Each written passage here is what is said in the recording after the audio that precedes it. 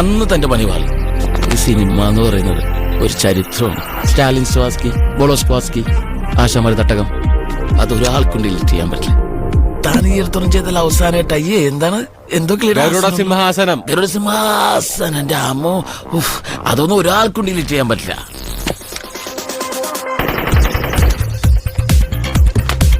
ചില സിനിമകളിലൊക്കെ ലാലേട്ടൻ വിരലുകൊണ്ട് അഭിനയിക്കുന്നു എന്നൊക്കെ പറയണം.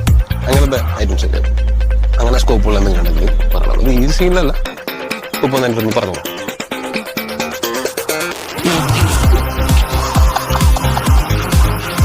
സീരിയസ് ആയിട്ടൊരു കാര്യം ഈ സീനിലല്ലടാ.